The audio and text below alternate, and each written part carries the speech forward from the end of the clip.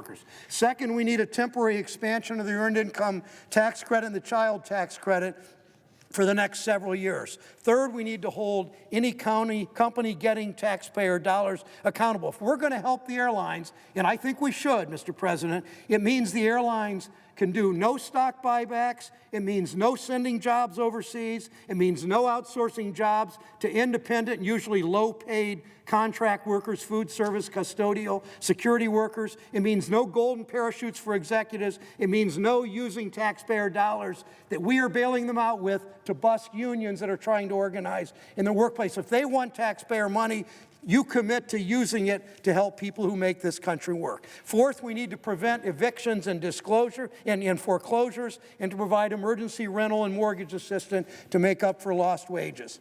Millions of Americans are one lost paycheck away from eviction or foreclosure. You all know the number.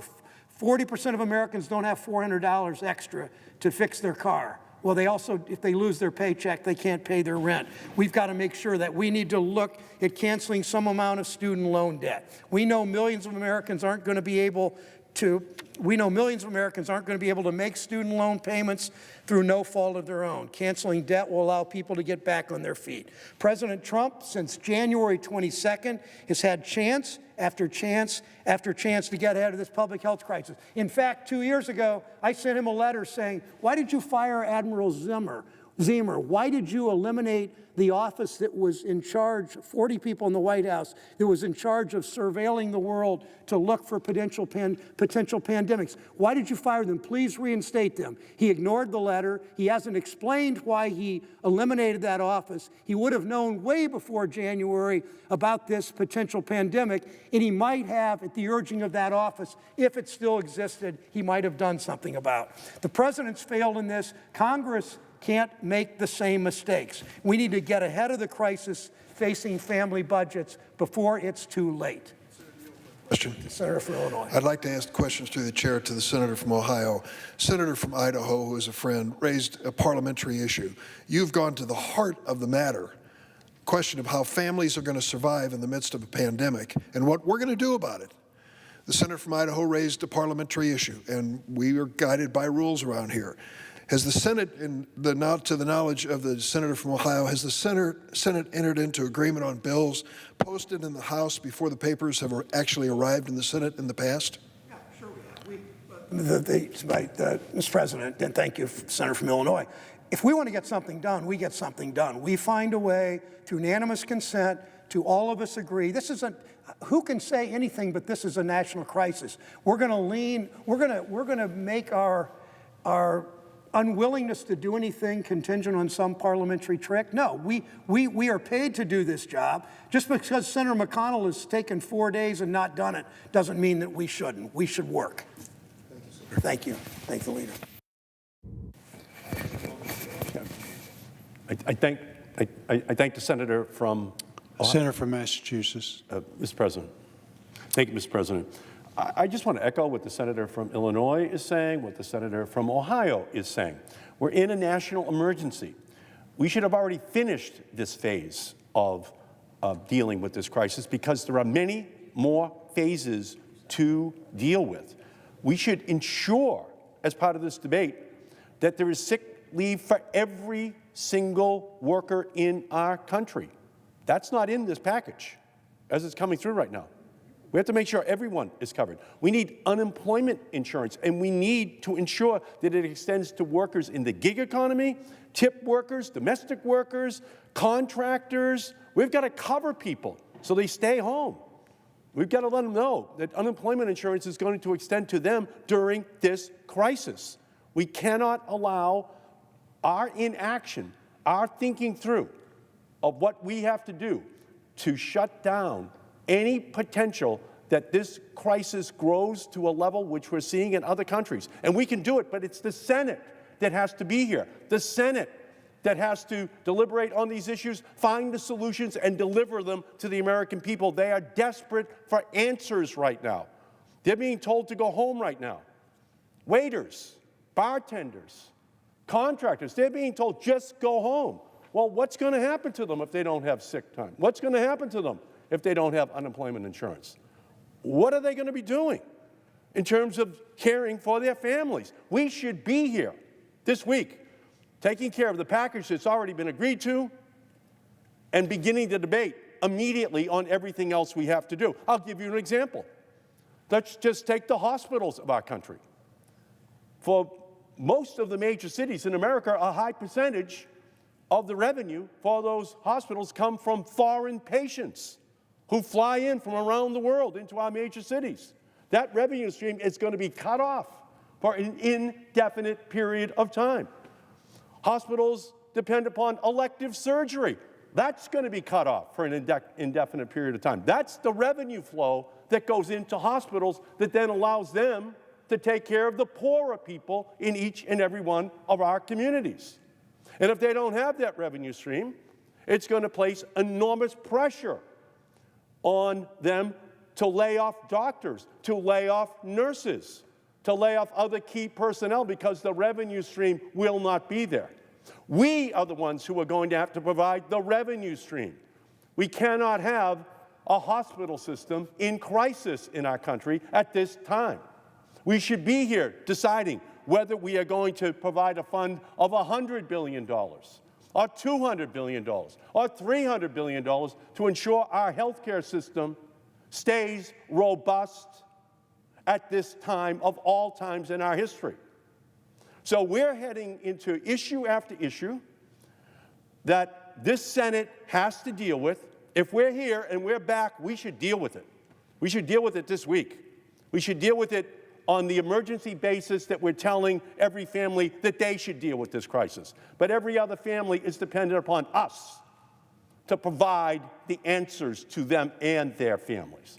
So I agree with the senators. This is something that requires our attention. We're here.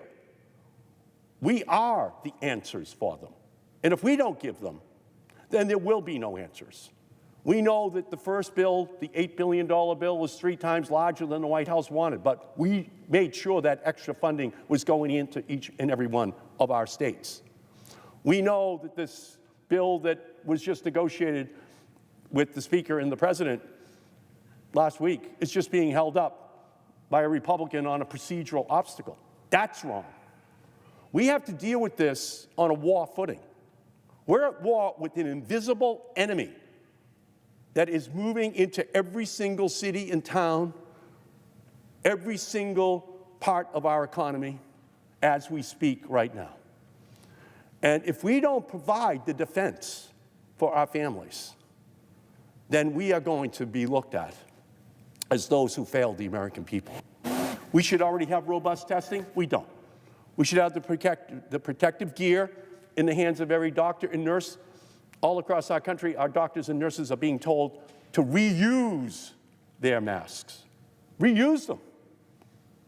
The senator from Illinois was already talking about how hard it is to get those extra protective gear for his hospitals. And the same thing is true all across our country. All across our country. We know that there is a crisis. We know there's a shortage. We know that there's a huge gap that exists between what we have and what we're going to need. And we don't have any more time. We didn't use it in December. We didn't use it in January. We didn't use it for most of February, the warnings that were coming. But we now know it's real. We know it's in every community already, every state already in our nation. So we should stay here. We should do this work. We should make sure our hospitals, for sure, know that they're going to have the help they need. And especially the community hospitals, because they are going to be very fragile. Very, very fragile in terms of the revenue stream going in, while great expectations will be expected from them in terms of what they're going to do for their local communities. So let's stay. Let's debate this. Let's make sure that the frontline workers have the protective gear they need, have the testing equipment they need, have the guarantee that their salaries are going to be paid, that they're going to be taken care of, because we need them to be putting themselves in harm's way for months, potentially, in our country. So this is the time for us to stand up, to stay here, to get these issues resolved this week. We shouldn't do it next week. We should do it this week. Mr. President, I yield back. Mr. President. Senator from West Virginia. Mr. President, I agree with everything that's been said. I agree that basically we should never have left here Thursday night. So many of us could maybe drive home. I drove home, was able to drive back. So many people were put in harm's way by putting on an airplane. We don't have the youngest crowd, as you might know. I think our average age is about 62 here. And to put them and their families and basically the people they work with is a danger also. But let me tell you what we're talking about here. We're going to come to the aid of the economy of this state, of this country. I have no doubt Democrats and Republicans will come together to take care and help people. I hope they realize the people that really need help are the people that cannot make it from one week to the next, let alone one paycheck to the next. I was out last week just in D.C. and I talked to a young waiter, and very, very nice young man. I said, what happens if you have to go home for 2 weeks? He says, I'm finished. I can't make it. I can't make my payment. I can't make my house payment. He says, I can't make my rent payment. Can't make my grocery payment I need. He was done. That's how worried he was. And he said, I'm glad someone asked. No one's asked me that question. These are the people we have to worry about. But I want to bring to your attention one more thing. My state, as of 2:30 this afternoon, didn't have one reported case. Now that's great. That's wonderful. I pray to the good Lord that that is the case, that we have none. But let me tell you the thing that scares me. I have the most endangered population base in the nation. The Kaiser report came out, showed the state of West Virginia the most endangered of all states with the most vulnerable people. I have over 720,000 elderly. I've got over 220,000 that are critically ill under 60 years of age. If you put all this together, out of 1,800,000 people, I have over 1 million that could be absolutely, totally devastated by this virus if it hits. And we haven't shown one case yet. Out of the 1,800,000 people I've told you about, and about the 1 million that are in a vulnerable situation, we've only had 84 tests. 84 tests in my state as of 2:30. Now 80 came back negative, 4 is unknown as of 2:30. How can you tell me? I mean, I'm surrounded by 5 states in this wonderful little state of mine, West Virginia. These are the most beautiful people in the world. They've worked hard, but they have a lot of illness, a lot of respiratory illnesses. And they'll be the first to be attacked.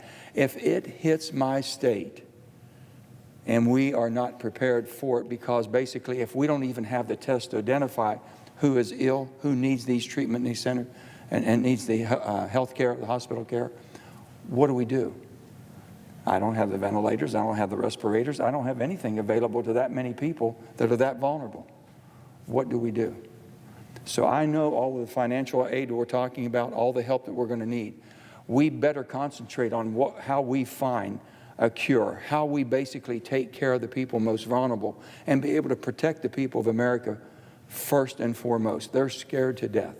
I'm scared. I'm concerned. I'm afraid that my state of West Virginia is falling into a lapse to where they might think, oh, well, we're protected. No cases reported. We're in good shape. I pray to the good Lord that's the case, but my gut tells me that's not. We just don't know. Yes, sir. If Senator would yield for a question through the chair. We have the Families First Coronavirus Response Act that passed the House of Representatives early on Saturday morning, which we could consider and have in the past on a parliamentary basis, which I called for and others have joined, that we move on this and move on it quickly. Senator from Massachusetts has expanded it to other areas we should be considering. While we're here, let's get some work done. But among the things included in this is the testing. And you said 82 tests in your entire state?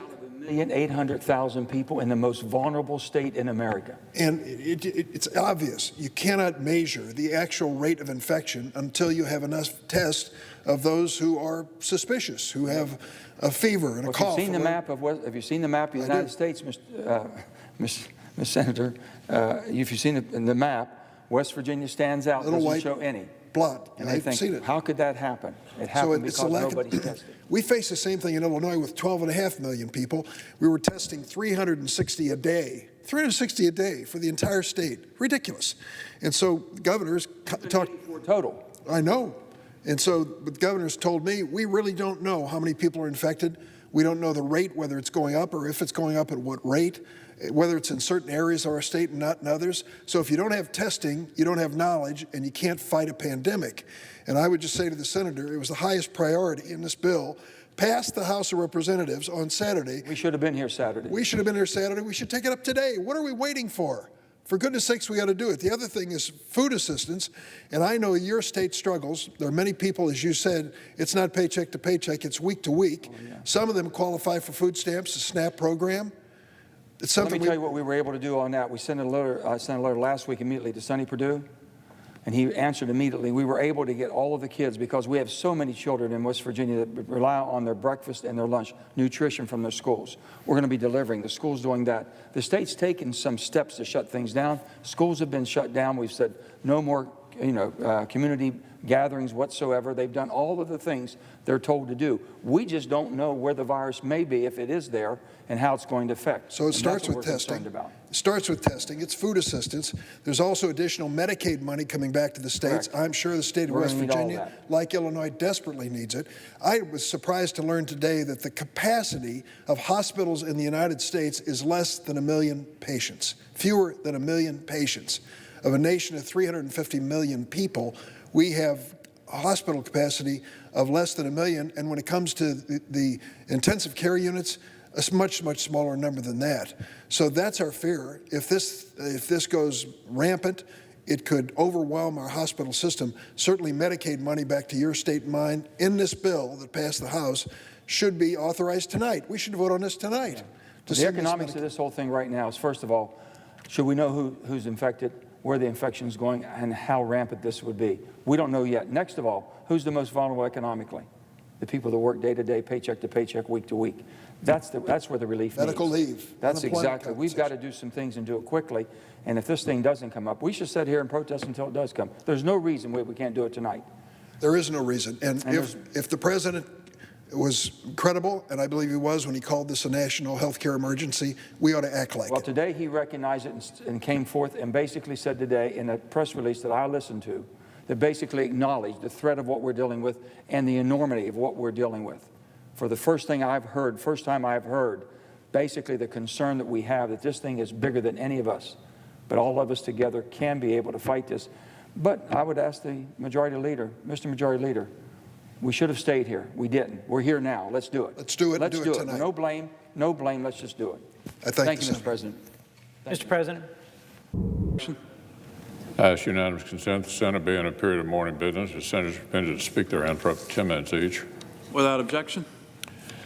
I ask unanimous consent the Senate proceed to the immediate consideration of S. 3503, introduced earlier today. Clerk will report. S. 3503, a bill to authorize the Secretary of Veterans Affairs to treat certain programs of education and so forth and for other purposes. Without objection, the Senate will proceed to the measure. I ask unanimous consent the bill be considered read a third time. Without objection. I know no further debate on the bill. If there's no further debate, the question is on passage of the bill. All in favor say aye. Aye. Opposed, no. Ayes appear to have it. Ayes do have it. The bill is passed. I ask unanimous consent the motion to reconsider be considered made and laid upon the table. Without objection. I ask unanimous consent that when the Senate completes its business today, it adjourn until 10 a.m. Tuesday, March 17th. Further, that following the prayer and pledge, the morning hour be deemed expired, the journal of proceedings be approved to date, the time for the two leaders be reserved for their use later in the day. Further, following leader remarks, the Senate be in a period of morning business with senators permitted to speak therein for up to 10 minutes each. Finally, I ask the Senate recess from 12:30 to 2:15 to allow for the weekly conference meetings. Without objection. So if there's no further business to come before the Senate, I ask to stand adjourned under the previous order. The Senate stands adjourned until 10 a.m. tomorrow. The Senate's gambling out. They're working on a bill to extend the Foreign Intelligence Surveillance Act through the end of 2023. They're also taking up a coronavirus economic aid package this week.